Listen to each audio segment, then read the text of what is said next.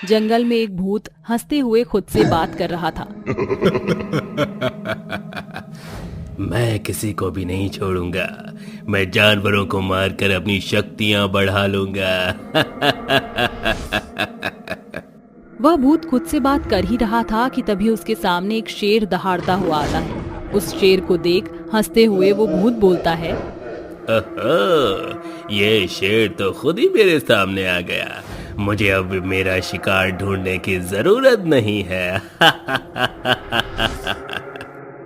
इतना कहकर वह भूत अपनी एक उंगली से भूतिया जादू करता है और शेर के ऊपर हमला कर देता है, जिसके बाद शेर बेहोश होकर नीचे गिर जाता है। भूत उसे घसीटते हुए एक गुफा में ले जाता है, जिसके बाद वह भूत अपने काल देवता की मूर्ति के आगे उस शेर की गर्दन काट देता है और उसके मांस के छोटे छोटे टुकड़े कर देता है। और वो भूत एक मामूली इंसान बन के गाँव में चले जाता है। और अगली सुबह वह गाँव में एक मामूली सा कसाई बनकर उस शेर का मांस बेचने लगता है। मांस ले लो, ताजा ताजा मांस ले लो। अरे, ये तो कोई नया कसाई लग रहा है। हाँ करण, तुम बिल्कुल सही बोल रहे हो। चलो आज इससे ही मीट लेकर देखते हैं। हाँ भैया, वैसे भी भोला कसाई की दुकान बहुत ही ज्यादा दूर पड़ती है। अच्छा हुआ इसने अपनी दुकान यहीं खोल ली। इतना कहकर करण और राघव दोनों ही उस भूतिया कसाई के पास जाते हैं और उससे बोलते हैं, अरे भैया, ये मीट कैसे दे रहे हो? भैया 140 रुपए किलो है। करण और राघव दोनों ही अपने घर के लिए मीट पैक करवा लेते हैं और अपने घर में जाकर अपनी पत्नियों को वो मीट बनाने के लिए कहते हैं। जब उनकी पत्नी वो मीट बनाकर उनके सामने परोसती हैं, तब वो खाते हुए बोलते हैं, ओहो, कितना टेस्टी मीट है। आखिर ये कसाई इतना टेस्टी मीट कहाँ से लेकर आ रहा है? वो लोग मीट खा लेते हैं और इस तरह उस कसाई का मीट बहुत ही बिकने लगा। ऐसे ही एक बार की बात है, मोहन नाम का लड़का कसाई के पास जाता है और उससे बोलता है, अरे भैया, तुम इतना टेस्टी मीट कहाँ से लाते हो? तुम्हारे चर्चे तो पूरे गांव में फैल रहे हैं। कसाई उसकी बातों का जवाब नहीं देता और खाली हंसता रहता है। ये देखकर मोहन को थोड़ा अजीब लगता है, जिसके बाद वह खुद के मन में सोचते हुए बोलता है, आखिर ये मीट कहाँ से लाता है? क्यों ना मैं इसका पीछा करूं, जिसके बाद मैं भी वहीं से मीट लाया करूंगा और मैं भी खुद की एक दुकान खोल लूंगा। रात के 12 बज चुके थे और मोहन कसाई की दुकान बंद करने का इंतजार कर रहा था। थोड़ी देर बाद कसाई अपनी दुकान बंद करता है और जंगल की तरफ निकल जाता है। मोहन भी उसका पीछा करने लगता है। वो देखता है कि वो मामूली कसाई एक मामूली इंसान से एक भूत में बदल जाता है। ये देखकर मोहन डर जाता है और जैसे ही डर के भागने वाला था कि तभी कुत्ते के भौंकने की आवाज आने लगती है। उस कुत्ते की आवाज सुनकर मोहन एक बार फिर डर जाता है और डर के मारे वो एक पेड़ के पीछे छुप जाता है।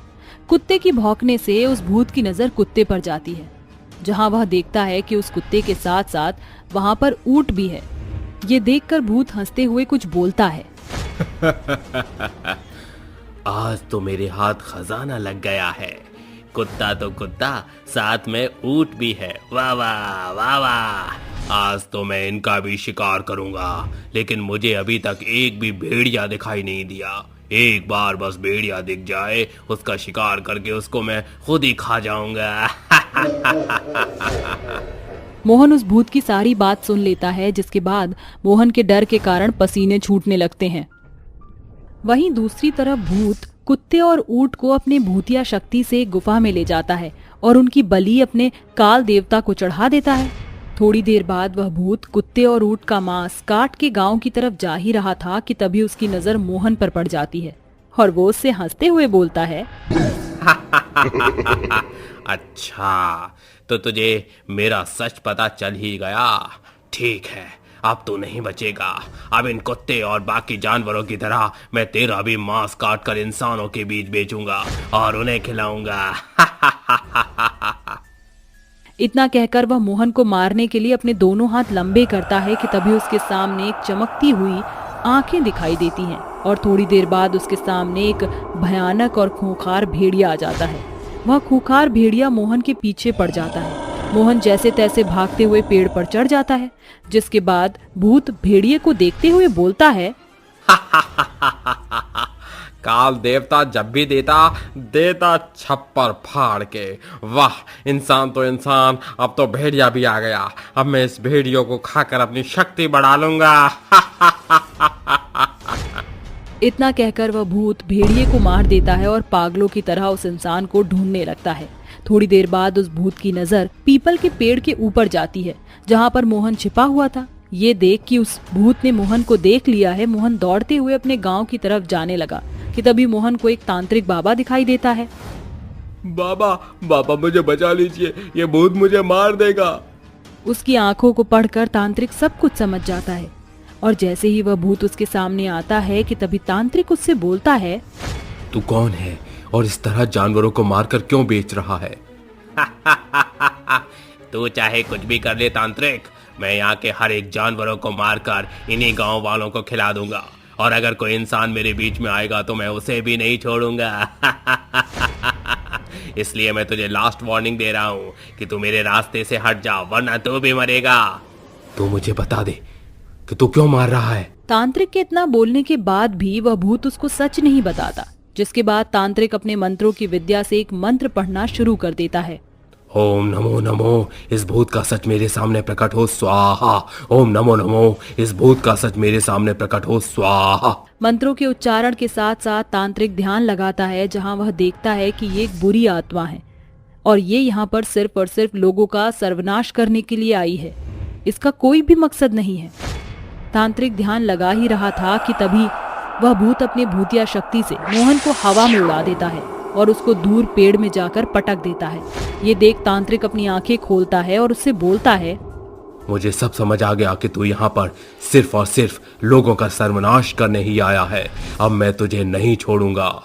तांत्रिक अब सब समझ चुका था कि वह एक भयानक आत्मा है जो कि यहाँ पर सिर्फ और सिर्फ लोगों का नुकसान करने आया है। तांत्रिक अपने झोले में से भोले बाबा का त्रिशूल निकालता है, जिसके बाद तांत्रिक उस त्रिशूल के ऊपर मंत्रों का उच्चारण करने लगता है। ओम नमो नमः विनाश भूतो स्वाहा। ओम नमो नमः विनाश भूतो स्वाहा। मंत्रों के उच्चारण के बाद तांत्रिक त्रिशूल के ऊपर 3 बार फूंक मारता है। फूंकने के बाद तांत्रिक उस त्रिशूल को भूत की नाभि में भोंक देता है और उस तरह उस कसाई भूत का अंत हो जाता है। मोहन बच जाता है और वह अपने गांव अपने घर पहुंच जाता है, जिसके बाद वह अपने गांव वालों को ये सारी बात बता देता है। सभी गांव वाले इस चीज को एक बुरा सपना समझकर भूल जाते हैं और अपना जीवन आगे खुशी से व्यतीत करने लगते हैं।